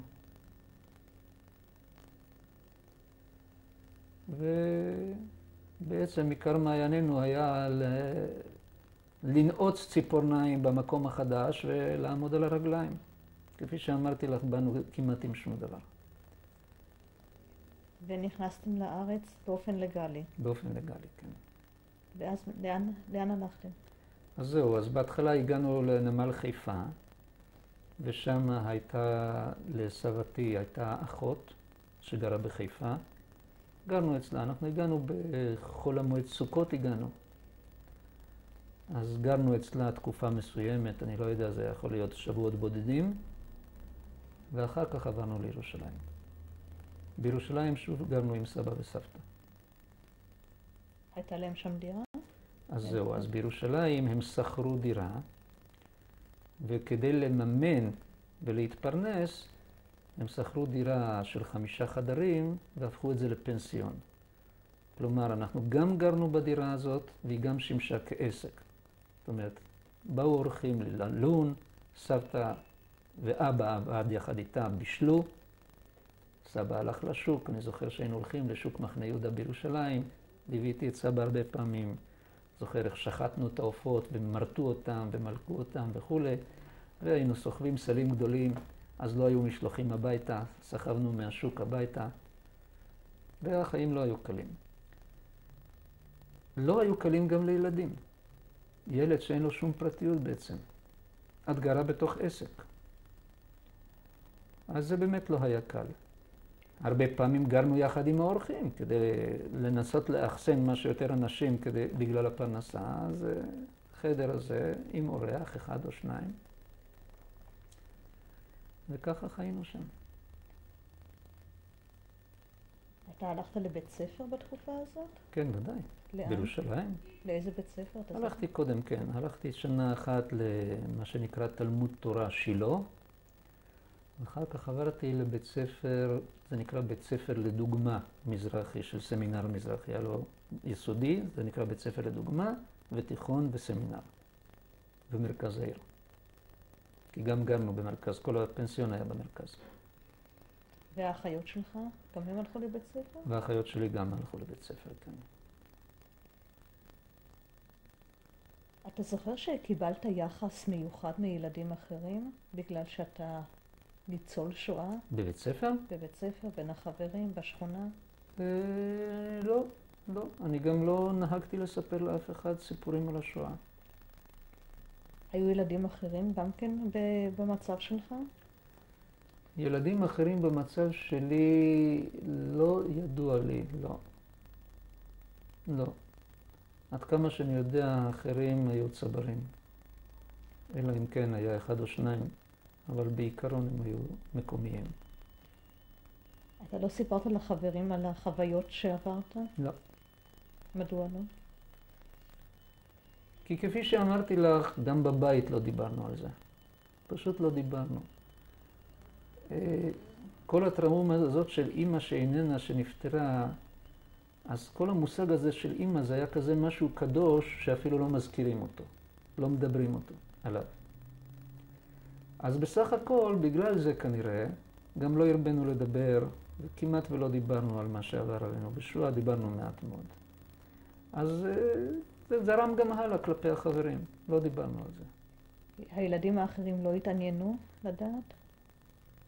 אז היות ואני לא הלכתי ופרסמתי לכולם שאני ניצול שואה, אני לא יודע גם כמה מהם ידעו את זה בכלל. ילדים לפעמים סקרנים, רוצים לדעת. כן, לא זוכר לי שניהלנו על זה שיחות, כנראה שלא. איך הסתדרת עם השפה? עם השפה הסתדרנו בהתחלה בקושי. בהתחלה לא ידענו את השפה. מה דיברתם? אז ככה, עם סבא וסבתא דיברנו יידיש. עם אבא בהתחלה דיברנו הונגרית, עד שפחות או יותר למדנו את השפה, ואז כבר דיברנו עברית. אבל עם סבא וסבתא דיברנו באמת יידיש. והבעיה של השפה לא יצרה בעיה עם החברים? אל תשכחי שאחרי שנה החלפתי בית ספר, אז בבית ספר הראשון באמת יצרה בעיה. התקשורת הייתה מאוד קשה. אבל אחרי שנה כבר שלטתי בשפה, וכשהגעתי לבית הספר השני, אז כבר לא היו בעיות. גם הלימודים נקלטתי והיה בסדר גמור. כלומר, אם אני מבינה אותך נכון, אתה אומר שלא הרגשת את עצמך שונה מילדים אחרים? לא הרגשתי את עצמי שונה מילדים אחרים מבחינת היחס שהתייחסו אליי או אל האחרים. לא. אני לא חושב. ואתה חושב שהאחיות שלך גם הרגישו כך? כן, לא ידוע לי שהייתה להם איזושהי בעיה בכיוון הזה. וכשאתם מתאקלמים יותר בארץ, אתה ואבא וסבא וסבתא, לאן אתה ממשיך הלאה? אז גמרתי עד סוף כיתה י', גמרתי שם בירושלים, באותו בית ספר שהיה לו יסודי, תיכון וסמינר. בסוף כיתה י' השתתפתי בתחרות חיבורים ארצית על הנושא של זהירות בדרכים וקיבלתי מקום ראשון. גם שידרו את זה ברדיו אחר כך את החיבור. אבל זכיתי בפרס כספי, והחלטתי שאת הפרס הכספי הזה אני מנצל ללמוד שנה בישיבת בני עקיבא בכפר הרא"ה. היות וזה עם פנימייה, ולא היה אפשרות להורים ולסבא וסבתא לממן את זה, אז אמרתי, הנה יש לי מימון, ואז באמת שנה אחת למדתי שם. אחר כך בינתיים אבא התחתן כאן בארץ שוב, הוא עבר לבני ברק, אז שנה אחת נשארה לי עוד השמינית, זה היה בסוף השישית, שנה שביעית למדתי בכפר הרא"ה, ואת השמינית בבני ברק, ואחר כך כבר התגייסתי לצבא, לנחל. ואחרי הצבא למדתי באוניברסיטה בירושלים. מה למדת? למדתי פיזיקה ומתמטיקה. והייתי 10 שנים ויותר מורה למתמטיקה פיזיקה, מנהל בית ספר. אחר כך עברתי לנושא המחשבים והשלמתי תואר שני במדעי המחשב, והיום אני מתעסק בזה. ובינתיים אני מבינה גם הספקת להתחתן? בינתיים התחתנתי, אשתי נעמי בשנת 63, ועברנו לגור לאזור הצפון, לקריות, על יד חיפה, ונולדו ילדים, ברוך השם, ואחר כך הילדים התחתנו ונולדו נכדים, ברוך השם. לפני שנספר את הסיפור של הנכדים והילדים, אתה אומר שאתה, ברגע שהרגשת בטוח בארץ, רצית ללכת לראות את הקבר של אמא אז היה ככה, לראות את הקבר של אמא רציתי כבר מזמן, אבל עד אז, עד שנת 74, לא יצאתי בכלל מהארץ. זה מטעמים אידיאולוגיים או פשוט שלא יצא? גם וגם. גם וגם. לא היה לי מניע לצאת לחוץ לארץ. אבל ברגע שהייתה ההזדמנות, וזה היה בשנת 74, אני אז כבר עסקתי בנושא של מחשבים, אז ארגון מנתחי מערכות בישראל ארגן לאנשים שעסקו במקצוע הזה, ארגן סיור לימודי בחוץ לארץ, על חשבון קרן השתלמות. ואני הצטרפתי לקבוצה, והקבוצה הזאת הייתה אמורה להיות בכמה ארצות באירופה, ביניהם דנמרק, אנגליה, והשיטה שלהם הייתה כזאת, אנחנו בימים שני, שלישי, רביעי, חמישי, שישי עשינו סיורים במפעלים, שבת כמובן לא, הייתה חופשית, כל אחד עשה מה שהוא רצה. ימי ראשון, אלה ימים של שבתון בחוץ לארץ, אז גם לא היה. אז בימי ראשון הקבוצה תמיד תהילה באותה ארץ שבה היינו. היות וידעתי שאחד המקומות שנהיה שם זה דנמרק, ודנמרק לא רחוקה משוודיה, אמרתי זאת ההזדמנות. אותו יום ראשון שאנחנו נהיה בדנמרק והקבוצה יוצאת לטייל, אני במקום לטייל איתם, נוסע לבקר את הקבר של אמא. אז הייתי צריך קודם כל את הפרטים, איך להגיע לשם. אחותי הגדולה, שושנה, היא הייתה כבר כמה שנים לפני כן באנגליה. היא למדה שם, עבדה שם, גם התחתנה שם. אחר כך כולם הגיעו לארץ עם כל המשפחה.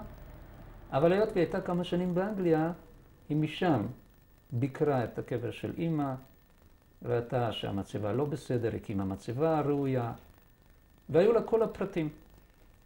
והיות ואז כשעמדתי לצאת היא כבר הייתה בארץ, ישבתי איתה ואמרתי לה, בואי תתארי לי בדיוק איך מגיעים לשם. ולא רק בעל פה, אלא בכתב. והיא רשמה לי על פתק בדיוק את האתר של בית העלמין, איך להגיע שם בגוטבורג. לקחתי איתי את הפתק ביד ונוסעים.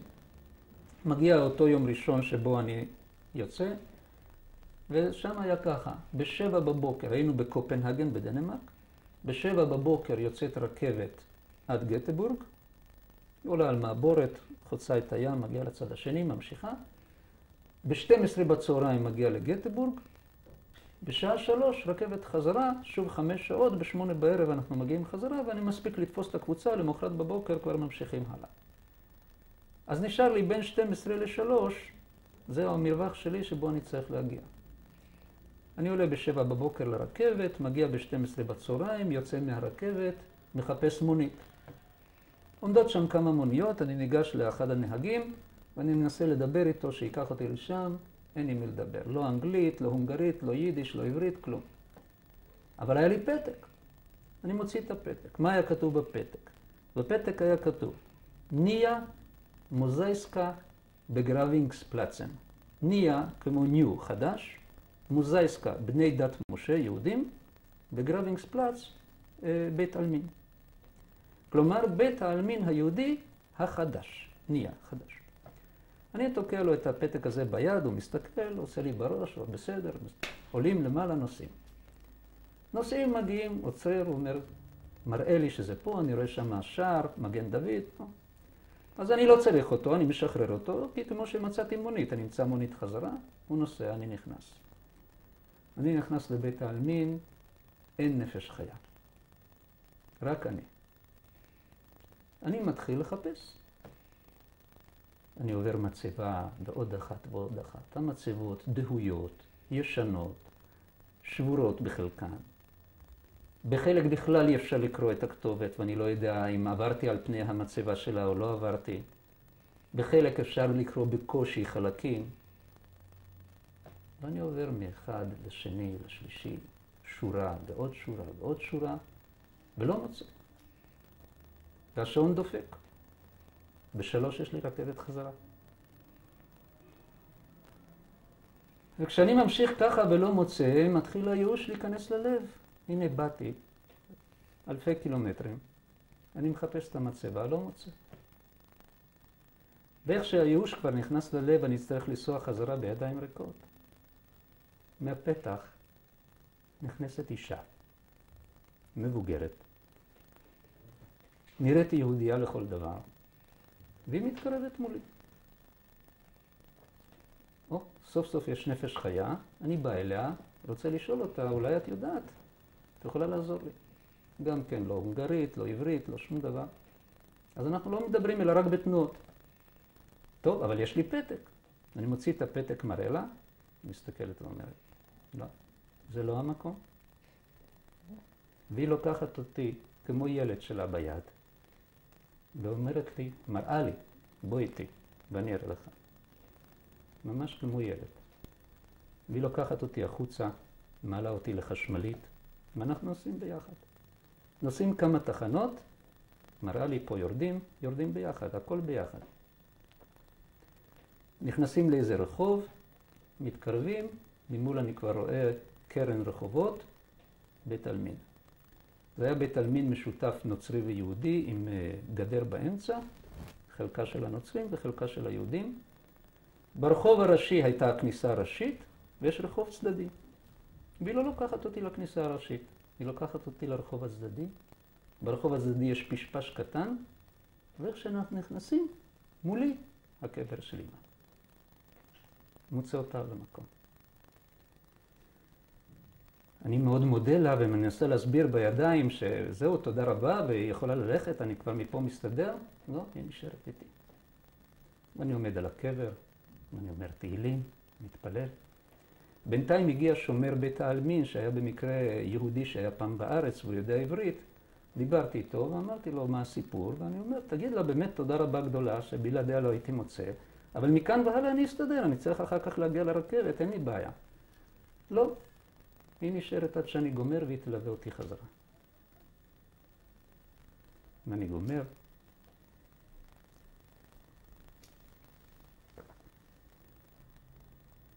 והיא באה איתי. אנחנו עולים לחשמלית המתאימה, בחשמלית דוחק בלגן, והיא נעלמה בעינינה. ומהחשמלית כבר אני מגיע ישירות לתחנת הרכבת. ואני אומר, אם זה לא סתם מלאך מן השמיים, אז כנראה אמא שלי.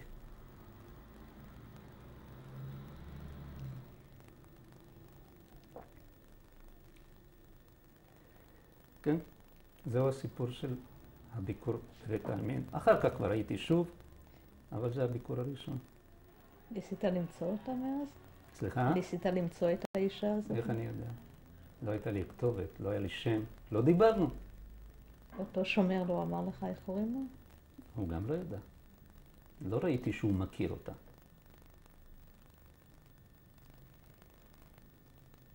וחזרת לרכבת. כן, חזרתי לרכבת, הגעתי בזמן, תפסתי את הקבוצה והמשכנו. אבל תראי לך איזה צער היה לי אם לא הייתי מוצא. אז כנראה שעזרו לי למצוא. היא הייתה דומה לאמא שלך, האישה הזאת? תראי, באותו רגע לא חשבתי כלום. אבל היום, כשאני מתבונן בתמונות, נראה לי שיש דמיון. בתור אדם רציונלי, שחונך על מדעים מדויקים, אתה מאמין בדברים שאמרת? כן. אני מאמין שיש רציונל ויש העולם הגשמי, ויש גם דברים מעבר לטבע. אנחנו עם חוקי הפיזיקה והכימיה והמדעים יודעים להסביר לא את הכל, אבל חלק מחוקי הטבע, אבל גם יש דברים שאנחנו לא יודעים להסביר, ויש דברים שמעל הטבע, ואנחנו מאמינים שיש השגחה, והשגחה פרטית בעולם, וכנראה שזו הייתה יד ההשגחה. וכשחזרת לקבוצה שלך, הרגשת אחרת?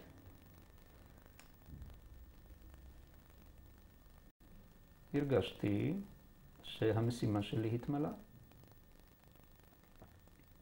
דיברת עם מישהו מהקבוצה על הסיפור הזה? היה לי חבר לחדר, שהכרתי אותו כאן מהארץ, ואיתו החלפתי את החוויות. גם כן בחור דתי, אז הייתה לנו שפה משותפת גם בכיוון הזה. אחר כך, כמובן, כאן בארץ סיפרתי לאחיותיי. והם הסכימו איתך? תראי מה זה הסכימו, אני חושב שהם התרשמו. כל אחד מקבל את זה כפי הרקע שלו וכו', אבל אני חושב שהסיפור הזה, אני לא מספר אותו מכלי שני.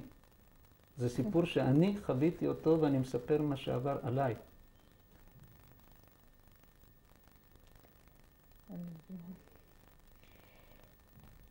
אתה אומר שעוד ביקרת בקבר עוד פעם? כן. יצא לי עוד לצאת לחוץ לארץ ותכננתי לי ככה שאני אוכל לבקר. הביקור הזה עזר לך לאבד את הזיכרונות מהחוויות שעברת לאבד בעין. כן. את החוויות שעברת בגטו, במרתף? תראי, אני חושב שבמובן מסוים ביקור כזה קצת משחרר את אותו טאבו שהיה תמיד מסביב לאמא ולמותה, שזה היה כזה דבר קדוש שלא כמעט ולא הוזכר בבית. וכאן, אחרי שעברתי את כל הדבר הזה וסיפרתי את החוויות והכל, בכל זאת היה כבר הרבה יותר קל לדבר על זה. אנחנו עכשיו נעשה הפסקה ונעבור לקלטת הבאה.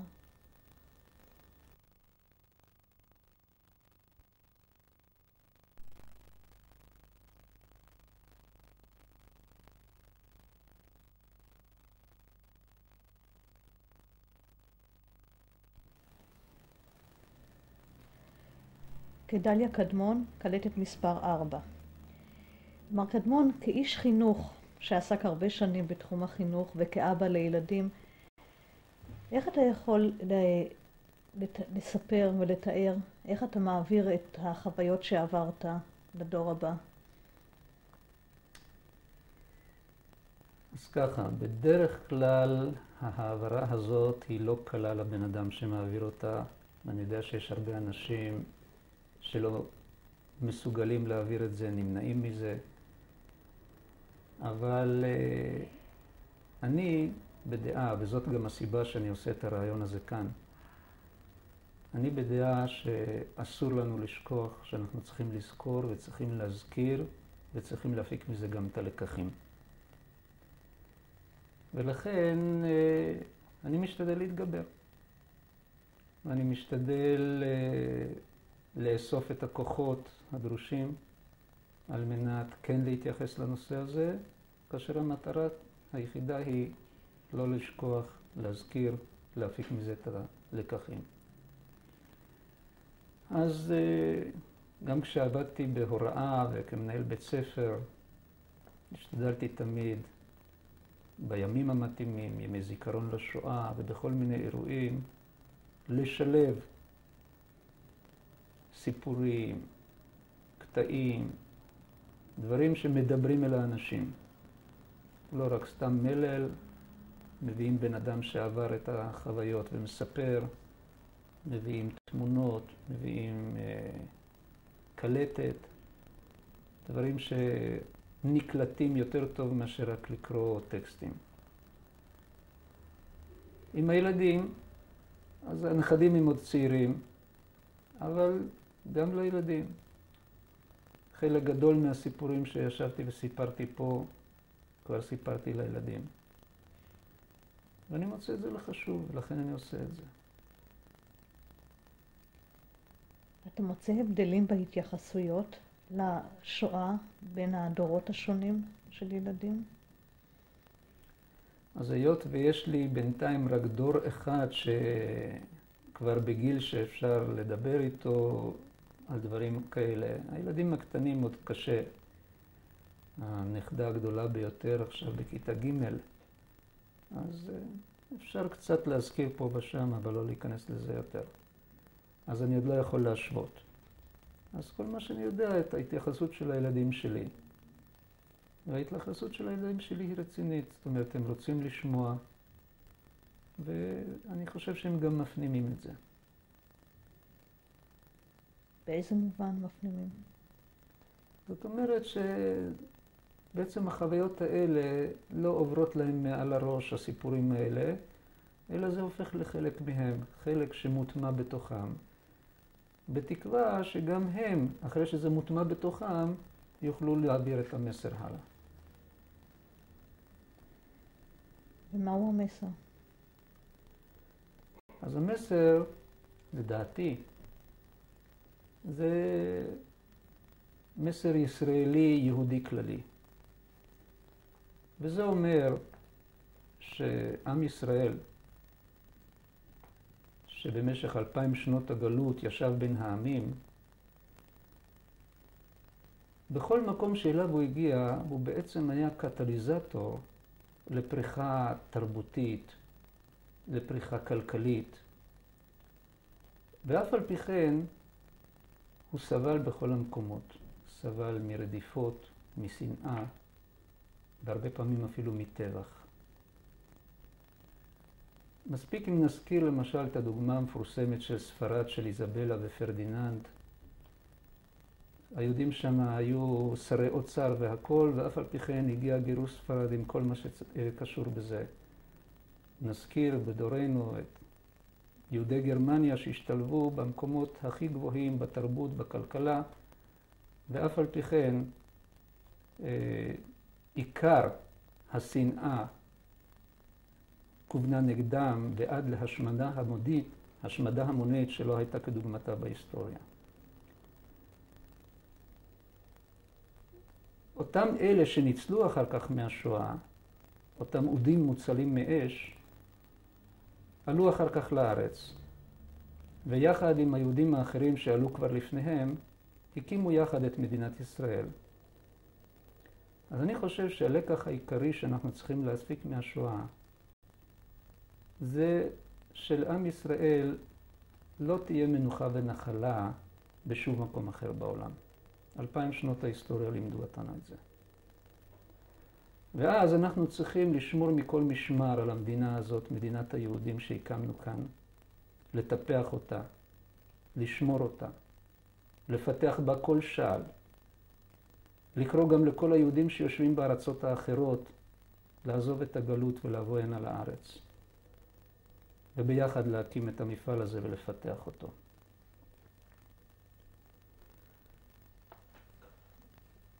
נכון שעזבנו את הארץ הזאת בעל כורחנו. ונכון גם שבאותה תקופה שעזבנו אותה בעל כורחנו, פלשו פה זרים. אבל אני חושב שהצדק ההיסטורי מחייב שיחזירו לנו את כל המדינה, את כל המולדת שלנו, שהיא כולה שלנו, שבמשך אותם 2000 שנות גלות בעל כורחנו, אף פעם לא שכחנו אותה. תמיד קיווינו שנחזור אליה, 3 פעמים ביום התפללנו ותחזינה עינינו בשובך לציון. ואם בן אדם מגרשים אותו בעל כורחו מדירתו, והוא כל הזמן צועק ומוחה, ואומר אני רוצה כל הזמן לחזור ובעל כורחי, אז הצדק מחייב להחזיר אותו ולהחזיר אותו במלואו. ואולי זה יהווה מעט כפרה על כל הסבל של אותם 2000 שנות גלות שסבלנו בין העמים. אני חושב שזהו המסר.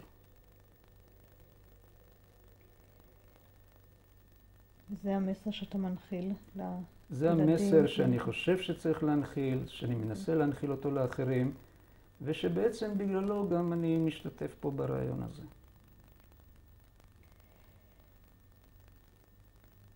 מר קדמון, אני מאוד מודה לך על הרעיון שנתת. אם יש עוד איזשהו משהו אחד שאתה רוצה להגיד, נשמע, אם לא, אני שוב מאוד מודה לך.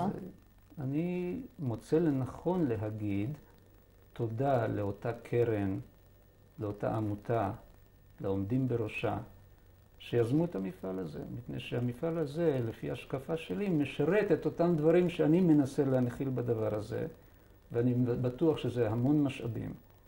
אני חושב שמגיע להם יישר כוח על זה, ותמשיכו בדרך הזאת. אני שוב מאוד מודה לך. תודה רבה. בבקשה.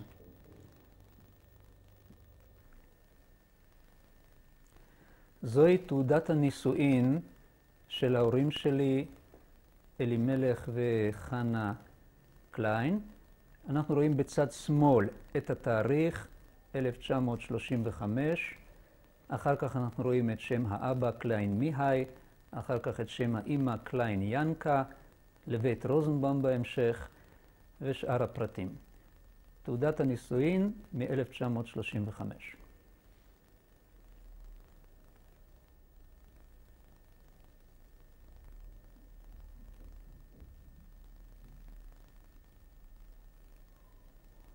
אבל אני אתחיל כבר לדבר. הגביע הזה זה גביע מהחתונה של אבי ואמי.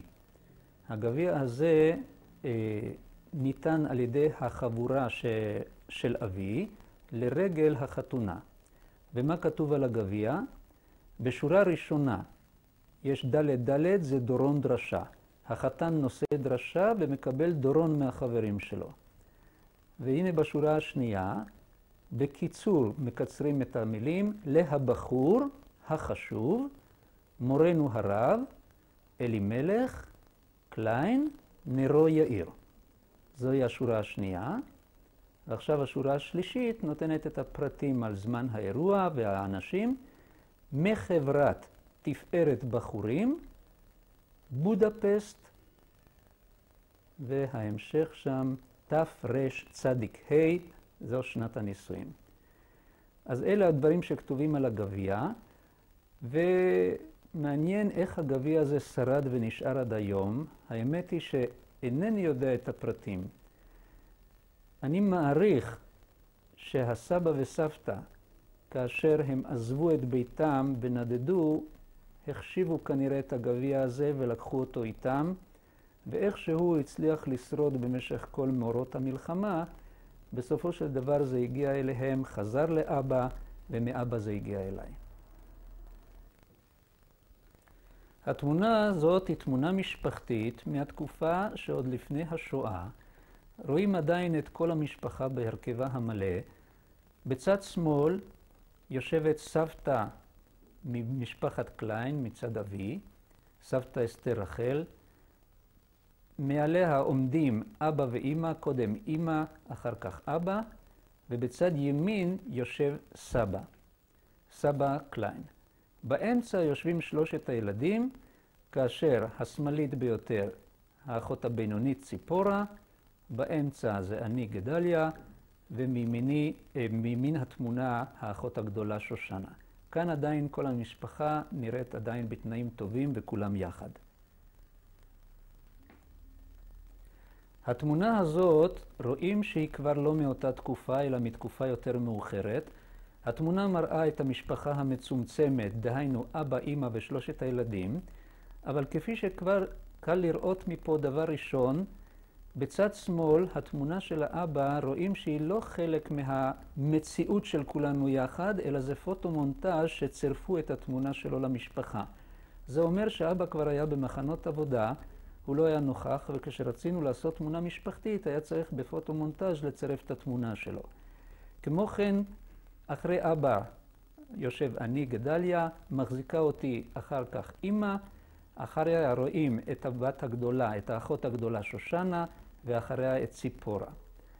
על הבגד של שושנה אפשר לראות מגן דוד על הבגד, וזה שוב מראה באיזה תקופה אנחנו נמצאים. היהודים כבר נדרשו ללבוש מגן דוד. או לקרוא את כל הטקסט? לא צריך. בתמונה הזאת רואים פרוכת שנתרמה על ידי סבא וסבתא רוזנבום מצד אמא לזכר ילדיהם שנספו בשואה. שני ילדים שלהם, כפי שאפשר לראות בתוך הטקסט, האחד זה בנם משה, השם ייקום דמו, שמצא את מותו במחצבת מחנה בור בי"ז בתמוז תש"ד, והשני זוהי ביתם חנה, שזאת אמי זיכרונה לברכה, השם ייקום דמה, שנפטרה מאפיסת כוחות בשוודיה, כפי שכתוב פה ביום כ"ד בתמוז תש"ה. למטה, בתמונה הבאה, אנחנו רואים את המשפחה, משפחת רוזנבום, אחד האחים, זהו האח משה, שדיברנו עליו קודם, שנספה במחנה. זה כנראה בזמן אירוסין שלו או חתונה שלו, הוא יושב שם יחד עם רעייתו, ומאחור עומדות האחיות. כאשר האמצעית שם, ביניהם עומדת בדיוק באמצע, זאת היא אמא. בתמונה הזאת אנחנו רואים את הקבר והמצבה של אמא זיכרונה לברכה, וכתוב שם פה נטמנה האישה החשובה, חנה בת רבי יהודה, השם ייקום דמה, והתאריך.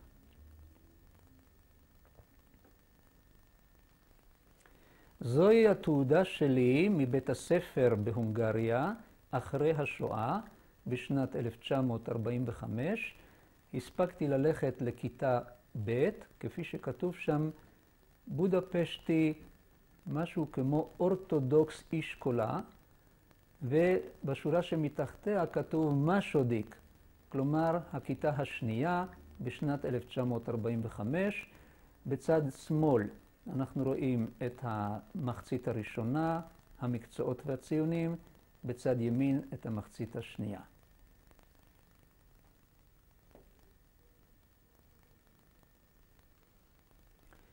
כאן אנחנו רואים תעודה של המשרד לקליטת העלייה, שמתארת את העלייה שלי לארץ. מופיע שם קליין רוברט, כזכור השם שלי אז היה רוברט בחוץ לארץ, עלה בגיל 8, ב-15/10/46, באונייה טרנסילבניה, יחד עם משפחתו. זוהי תעודת הלידה שלי, גדליה, כאשר מופיע פה שנת הלידה 1938, התאריך 25 לאוקטובר, ומופיעים שמות ההורים באמצע, קליין מיהייל ורוזנבאום ינקה, האמא. מה שמעניין לראות בתעודה הזאת, יש עליה חותמת בעברית. החותמת הזאת נעשתה כבר כאן בארץ, וכתוב בה, קיבל הקצבה לבר מצווה ב-18/10/1951. אנחנו הגענו ארצה ב-46, אחרי השואה, מיד בפתח מלחמת השחרור, והיינו בירושלים, במצור על ירושלים, והמשכנו אחר כך לתקופת הצנע. תקופת הצנע והקצבאות, וכנראה שכל ילד, כל נער בר מצווה, היה זכאי להקצבה מיוחדת של איזשהם פריטי מזון לצורך הבר מצווה, וזה מה שמעידה החותמת שנעשתה כאן בארץ על גבי תעודת הלידה ההונגרית. בתמונה הזאת רואים את הסבא יצחק קליין, הסבא מצד האבא, וכאן אנחנו נמצאים בשנת 1946, דהיינו כבר אחרי המלחמה, מתחילים לחזור לחיים נורמליים.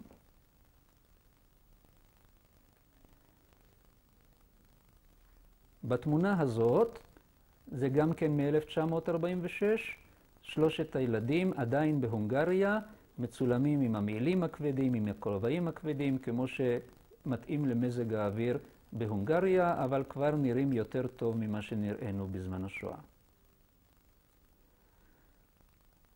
התמונה הזאת היא כבר צולמה בארץ, וכאן רואים את הסבתא אסתר רחל קליין מצד האבא, ואני הנכד גדליה, בחיבוק, באהבה, וכדאי לשים לב לעוד משהו מעניין. על דש הבגד שלי מופיע מגן דוד קטן. אם נשווה את זה למגן הדוד שהיה בשואה, שהיה סימן של גנאי וביזיון, זהו מגן דוד של תנועת הנוער עזרא, שבו השתתפתי, שאני נושא אותו כאן בארץ בגאון. התמונה הזאת צולמה כמובן בארץ. אני משרת בצבא הסדיר בצה"ל.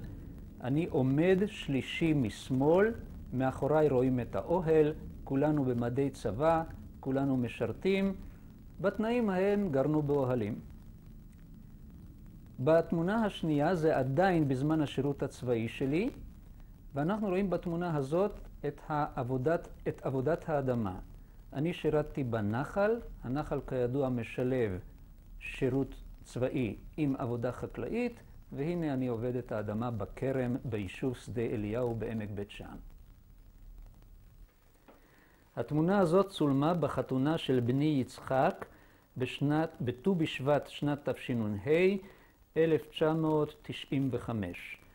אנחנו רואים בצד שמאל את אשתי נעמי, על ידה אני, על ידי חתני יצחק, בעלה של הבת חנה, ואחר כך הבן שגם הוא יצחק, וכלתו מיכל, אחר כך הבת חנה, הבת הבכורה, ואחריה שתי התאומות, ראשונה אסתר ואחריה הדסה, בנותיי. עומדים הצעירים יותר, הדור הבא זה הנכדים, מחזיקה את ינון אשתי, ואחר כך רעות, שלומית ומוריה. שתי הנכדות האלה, בנות של הבת הגדולה חנה, עדיין לא הופיעו בתמונה הקודמת. הראשונה משמאל זאת שיר, ואחריה הדר. והנה הנכדה הצעירה ביותר, ביתו של הבן יצחק, וקוראים לה הודיה, גרים בירושלים.